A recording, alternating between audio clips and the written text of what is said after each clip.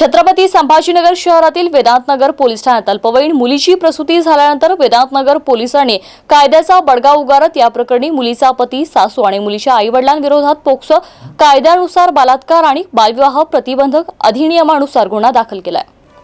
या प्रकरणी वेदांतनगर पोलीस ठाण्याच्या पोलीस निरीक्षक प्रवीणा यादव यांनी दिलेल्या माहितीनुसार क्रांतीनगर भागातील एक अल्पवयीन मुलगी घाटी हॉस्पिटलमध्ये प्रसूतीसाठी दाखल झाली असून तिला मुलगा झाला असल्याची MLC पोलीस ठाण्यात पाठवण्यात आली। 16 नोव्हेंबर रोजी MLC पाठवण्यात आली होती। या प्रकरणी निरीक्षक यादव यांनी चौकशी केली। यामध्ये 26 वर्षाच्या मुलाचा विवाह देऊळगाव राजा रोड जालना येथील एका मुलीसोबत 17 डिसेंबर 2023 ला झाल्याची माहिती मिळाली। यावेळी या मुलीचे वय 14 वर्षे 5 महिने होते। मुलगी अल्पवयीन असताना देखील तिचा विवाह लावण्यात आला। तसेच पतीला देखील ती अल्पवयीन असल्याची माहिती असूनही त्याने शारीरिक संबंध ठेवल्यामुळे ती गर्भवती राहून तिची प्रसूती झाली।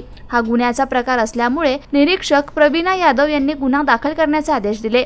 या आदेशानुसार महिला जमादार सुनीता राजू जाधव यांनी तक्रार दाखल केली। या तक्रारीवरून आरोपी पती, सासू, मुलीचे आई-वडील यांच्या विरोधात गुन्हा दाखल करण्यात आलाय। PSI संगीता गिरी या प्रकरणी तपास करताय अशी माहिती पोलीस निरीक्षक प्रवीणा यादव, वेदांतनगर पोलीस ठाणे यांनी दिली आहे।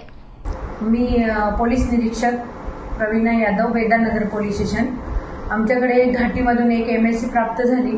त्यामध्ये एका मुलीची जी आहे प्रसूती झालेली आहे आणि तिचं वय कमी असल्याचं त्यांनी सांगितलं। त्यांच्या MLC वरून जे आहे तर आम्ही शहानिशा केली, चौकशी केली असता सदर मुलीचं नाव वगैरे कळालं आणि ती कुठली आहे त्याची माहिती काढली, तिचे डॉक्युमेंट वगैरे व्हेरीफाय केले। तर तिचं जे लग्न आहे 2023 ला झालं होतं आणि त्यावेळेस तिचं वय जे आहे 14.5 वर्ष होतं आणि आता जेव्हा तिची प्रसूती झाली त्यावेळेस सुद्धा तिचं वय जे आहे 17 वर्ष आणि काही महिनेच आहे।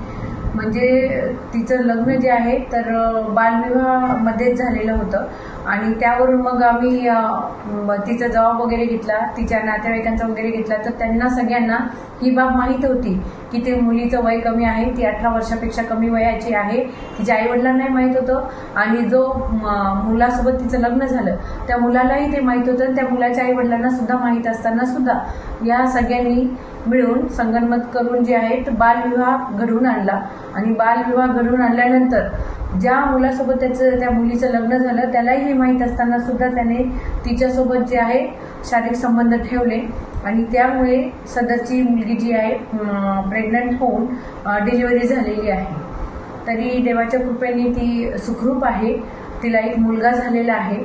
परंतु जे आहे की जे कायद्याच्या विरुद्ध आहे तरी सुद्धा या लोकांनी कायद्याच्या गोष्टीचं पालन न करता बालविवाह पद्धतीने विवाह घडवून आणला आणि सदरच्या मुलीवर जे आहे त्या मुलाने सुद्धा जे आहे संबंध ठेवल्याने आम्ही बालविवाह अधिनियम 9-11 नुसार तसेच पोस्कोचं जे आहे 468 नुसार आणि BNSच्या जे आहे तर 376 वगैरे त्याच्यामध्ये लावून सदरच्या सगळ्या फॅमिलीवर म्हणजे मुलाच्या आईवर, मुलाचे वडील नाहीत आणि मुलीच्या आई वडिलांवर आणि त्या मुलावर अशा पद्धतीने आम्ही गुन्हा दाखल करून कायदेशीर कारवाई केलेली आहे। आणि समाजाला पण माझं जे आहे की एक आव्हान आहे की ज्या गोष्टी आपल्याला सगळ्यांना माहीत आहे आणि कायद्यानुसार ज्या सोयीस्कर आहेत त्यानुसारच आपण काम केलं पाहिजे।